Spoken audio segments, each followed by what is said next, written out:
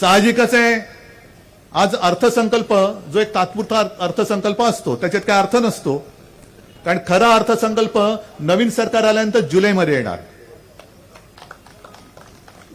पण ही जी संधी असते ती संधी फार महत्वाची असते. निवडणुकीच्या आधी ज्या काय थापा मारायच्या असतात त्या थापा मारण्याची संधी असते.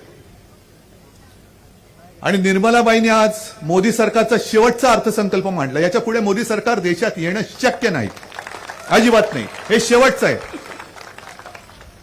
आणि अचानक आज त्यांना साक्षात्कार झाला. असतील इकडे काही लोक असतील की गेल्या वेळेला त्यांनी राष्ट्रवादीला मत दिलं असेल, आता त्यांनी सुद्धा गद्दारी केली, निवडून दिले त्यांनी. आणि मला वाटतं गीते साहेब तुम्ही त्यांच्याबद्दलच बोला 7-12चा. अरे आता 7-12 सोडा, हेच लोक तुमचे 12 वाजवणार आहेत. पण 10 वर्षानंतर म्हणजे एक तर काय की साधारणतः एक 90 पासून 92 साली ते बाबरीचं घडलं. मग त्याच्यानंतर राम मंदिर राम मंदिर राम मंदिर राम मंदिर. अटलजींचं सरकार येऊन गेलं, राम मंदिर नाही बनवलं. आम्ही त्यांच्यासोबत होतो, गीते साहेब त्यांच्यासोबत होते, मंत्री होते. आम्ही सांगत होतो राम मंदिर बनवा, नाही बनवू शकले. मग हे मोदीजी आले. आम्हाला वाटलं होतं की एक चांगला शेर आया है, पाकिस्तान को उसी की भाषा में जवाब देंगे. आज चीन घुसतोय. म्हणजे एवढं दुर्दैव आहे की चीन घुसतोय, चीनकडे बघण्याची सुद्धा हिंमत नाही. आमच्या लोकांच्या मागे ईडी लावतायत. अरे पाठवा ना चीनमध्ये ईडी. जात आहेत, चीनचं कोण आहे, चिंगपॉंग पिंगपॉंग, त्याच्याकडे पाठवा ईडी, परत येते का बघा. पण मोदी सरकार आल्यानंतर आम्ही मागणी केली होती, इकडे मुस्लिम बांधवले त्यांनी सुद्धा जरूर आहे का, आम्ही मागणी केली होती की विशेष कायदा करा आणि राम मंदिर बनवा. बनवलं. राम मंदिराचा निकाल हा कोर्टाने दिला. म्हणजे तुम्हाला मंदिर बनवायला 10 वर्ष लागली, तोपर्यंत तुम्ही नुसते तुमचे देव घुंगट ठेवले होते. राम मंदिर, मंदिर वही बनाएंगे, मंदिर वही बनाएंगे, मंदिर वही बनाएंगे. 10 वर्ष तुम्ही राम मंदिरावरती काढली. आता सुद्धा दुसरी टर्म संपता निवडणूक जिंकायला तोंड दाखवायला जागा नाही म्हणून तुम्ही राम मंदिराचा फार्स तिकडे केलात. आम्हाला तरी अभिमान आहे, कारण राम मंदिर व्हावं ही आमची सुद्धा इच्छा होतीच, शिवसेना प्रमुखांची तर होतीच, स्वप्न होतं. पण त्याला धाडस लागतं. धाडस काय तुम्ही केलं, कोर्टाने दिलं म्हणून तुम्ही बनवलं. जनतेने पैसा दिला, त्या पैशातनं ते उभं राहिलं. मग एवढी वर्षे गेल्यानंतर या महिन्यामध्ये जी रामनवमी येते, या महिन्यात किंवा काही दिवसानंतर, त्या रामनवमीला रामाचा जन्म म्हटल्यानंतर राम लल्लाचं मंदिर त्या दिवशी का नाही केलं.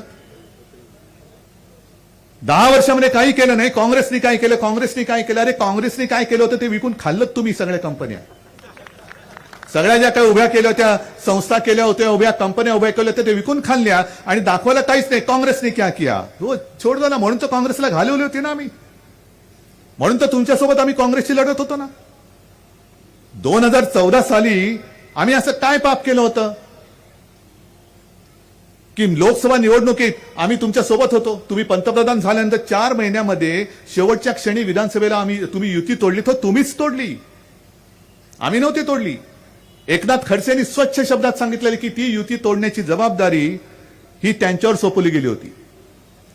आणि मग संध्याकाळी, म्हणजे लक्षात घ्या, परवा शेवटचा दिवस अर्ज भरायचा आणि साधारणतः या सुमारास 6-6:30च्या सुमारास खडसेंचा फोन आला, उद्धवजी आता आपली युती राहू शकत नाही, आमचा युती तोडण्याचा निर्णय झालाय. आमचा म्हणजे त्यांचा झालेला आहे. काय 4 महिन्यात आम्ही धर्मांतर केलं होतं. मग पुन्हा 19 साली तेच झालं. मग आता जो काय तुम्ही चोर बाजार मांडलाय ते जर का शानदारपणाने आमच्या सोबत राहिला असतात तर देवेंद्रजी तुम्हाला आता पाव उपमुख्यमंत्री झालाय, ते 2.5 वर्ष पूर्ण मुख्यमंत्री झाला असतात ना. गमावलं कोणी, शिवसेनेने 2.5 वर्ष जी काय करायची होती, तरी मी शिवसेनेचा मुख्यमंत्री पुन्हा करणार तुमच्या आशीर्वादाने, तर माझं बाळासाहेबांनी दिलेलं वचन आहेच. पण हा जो काय तुम्ही चोर बाजार मांडलेला आहात, म्हणजे तुम्हाला याचा अर्थ काँग्रेस विरोधक म्हणून त्यांना संपवायचंय.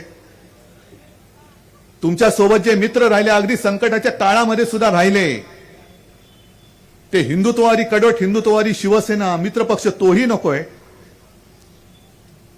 मित्रपक्ष तर नकोच, पण तुम्हाला तुमच्या पक्षातले जे तुम्हाला वाटतात की हे चांगले नेते आहेत, त्यांची सुद्धा तुम्ही पंख कापून टाकलेत.